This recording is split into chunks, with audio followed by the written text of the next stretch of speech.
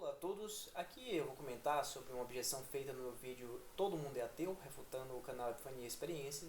A objeção foi feita pelo professor Ria, que fez de maneira extremamente respeitosa e bem elaborada. Acho que ele trouxe um tema interessante aqui, que eu realmente penso como eu vou abordar, né? Por causa que ele aqui trata de dois temas distintos. Como eu fiz uma explicação mal da minha tese de não existe ateus, ele fez uma objeção com relação a um ponto diferente. Então, eu primeiro vou começar lendo e comentando o que o professor Iá falou e depois esclarecer a minha tese de que não existem ateus. Mas antes de seguir nisso, eu peço vocês curtirem, compartilharem, se inscreverem e assim como o professor Iá, aceitarem seu feedback para que a gente possa se engajar num diálogo aqui. Eu sigo. Vamos aqui ler, então, ipsis literis, o que diz o professor Iá. Olá, sou ateu e sim existo. Quando você afirma que não há ateus porque há logos, então você confunde logos com Deus. O conhecimento não é atemporal, não é ativo, não interfere diretamente na realidade e não existe, pois não tem substância. A realidade é o fato. O conhecimento é apenas a apreensão humana do fato. Não havendo seres cognoscentes, não há conhecimento. Então, deixa eu dar uma pausa aqui no que ele está falando para fazer uma resposta. Primeiramente, a gente tem uma questão aqui que é terminológica mesmo. Quando ele fala de conhecimento, ele está falando do conhecimento acerca de uma coisa. Ou seja, conhecimento que se projeta acerca de um objeto. O conhecimento de um lápis, o conhecimento de uma caneta, o conhecimento de uma chave. Contudo, eu estou falando de uma forma mais genérica do conhecimento por quanto forma, em um sentido mais platônico do termo. Porque existe também a possibilidade da gente conhecer coisas que imediatamente agora nós não conhecemos, mas que, ao menos em potência, eles são cognoscíveis. Vamos dizer assim que eu estou acordando de manhã cedo, eu vou fazer uma caminhada na rua, descalço, e eu piso numa pedra. Naquele momento que eu estou saindo de casa distraído e eu ainda não pisei na pedra, eu não tenho noção de que essa pedra, eu não tenho conhecimento que essa pedra está ali. Mas a partir do momento que eu piso, eu passo a ter conhecimento dessa pedra. Mas a pedra, acima de tudo, está lá e a possibilidade dela ser conhecida sempre existiu. Então a gente pode falar assim, que existe um conhecimento em uma letra minúscula, que é o conhecimento acerca dos objetos particulares, a apreensão humana, mas eu tenho um conhecimento com a letra maiúscula, que é a própria forma do conhecimento, a possibilidade de se conhecer. Então a possibilidade de se conhecer está ali o tempo todo. E no momento que eu apreendo, não é o momento que o objeto passa a ser passível de conhecimento. Ele sempre foi passível de conhecimento por si mesmo, por causa que ele é uma figura presente na própria realidade. Então, a ideia de não havendo seres cognoscentes não há conhecimento, eu acho que não é verdadeira. Porque você tem sempre a possibilidade de conhecimento. Então, em algum aspecto do universo, em algum aspecto do real, você tem essa potência de conhecimento que ela sim pode se dizer atemporal e ativa. Por que eu diria atemporal? Por causa que a qualquer momento, mesmo eu não tendo pisado ainda na pedra, eu poderia conhecer a pedra. Se a pedra estivesse lá do mesmo lugar na segunda-feira, na terça-feira, na quarta-feira, na quinta-feira e na sexta-feira, em qualquer dia da semana diferente que eu fosse pisar nessa pedra, ela sempre estaria ali com uma oportunidade de eu conhecer que existe uma pedra, mesmo que naquele momento eu não saiba. Da mesma forma, a gente tem a possibilidade de fazer cálculos matemáticos, exames químicos e vários outros exames acerca dessa mesma pedra e descobrir diversas outras propriedades diferentes. Então, os seres cognoscentes, na verdade, trabalham em cima da possibilidade que existe acerca do conhecimento. Eles não trabalham e projetam o seu próprio conhecimento na medida que eles o obtêm. Então, você tem sim essa ideia da atemporalidade da possibilidade do conhecimento, e que isso coloca numa situação que o conhecimento, então, transcende a própria possibilidade do homem. Existe algo do conhecimento que não é humano, que fica ali esperando o humano chegar até ele, assim como eu chego à pedra.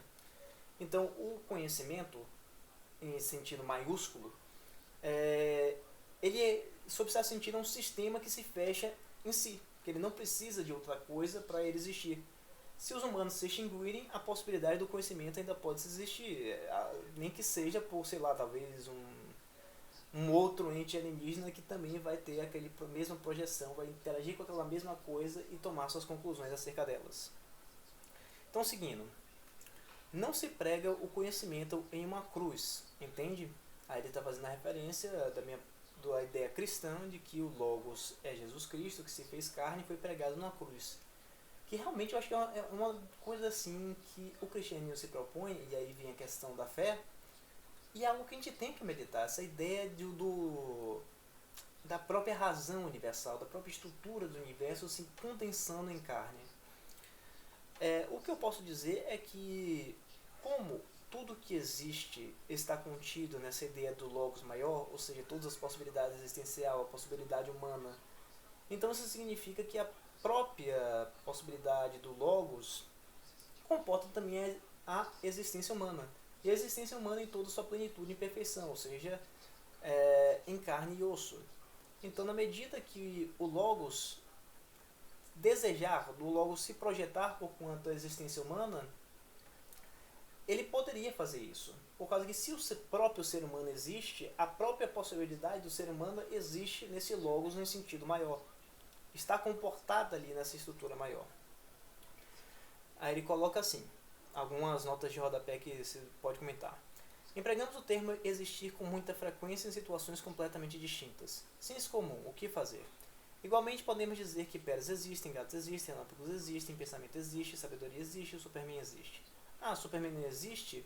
Tente escrever uma história sobre um herói de capa com raio nos olhos e sunga por cima da calça, que o processo que vai receber vai demonstrar claramente que o Superman existe como uma personagem patenteada. Que é um objeto, é uma forma diferente, uma categoria própria de existência. Aí ele segue. Contudo, se formos mais criteriosos na fenomenologia, temos que o que existe é a substância. Fenômenos não existem, apenas ocorrem. O pé existe, o chute é um fenômeno em que se usa o pé. O fenômeno depende do meio, depende da substância para ocorrer. A pedra existe quando a estudamos, geramos conhecimento. O conhecimento depende de um cérebro cognoscente para ocorrer. Quando havia pedras voando no espaço e não havia seres, nenhum conhecimento ocorria. Então, eu vou afirmar de uma forma distinta, também linkando abaixo a outros trabalhos que podem ajudar vocês a entenderem isso melhor, mas eu vou ler exatamente o comentário do Mário Ferreira dos Santos acerca desse tema. No seu Dicionário de Filosofia e Ciências Culturais, ele diz o seguinte: não é o homem com seus esquemas mentais que justifica e dá razão ao mundo, mas são as estruturas ontológicas que dão fundamento às estruturas esquemáticas do homem. Não é porque nós podemos pensar num ser oniperfeito que esse pensamento dá existência a esse ser. A validez do nosso pensamento é dada pela inteligibilidade do ser, mas essa inteligibilidade não é um mero produto do homem, mas sim este, por participar da perfeição divina, é capaz de cogitar a oniperfeição. E torna-se isso evidente porque, sem o ser necessário, afirmamos possíveis dependentes de possíveis, o que nos levaria à nihilificação de tudo. Se logicamente chegamos ao necessário partindo do possível, ontologicamente a razão do possível está no ser necessário. Ademais, se o ser necessário, que é possível à nossa mente, não existisse extramentalmente, abismamos, íamos em o nada. A sua existência decorre de modo necessário, porque a sua possibilidade prova não contradição com o ser, mas simultaneamente afirma sua existência porque, do contrário, o ser estaria negado. A análise ontológica demonstra concomitantemente que o conceito de ser implica o do ser necessário, isto é, aquele que não pode não ser. Ora, aquele ser que é e não pode não ser é o primeiro, pois sem ele nenhum outro poderia ser.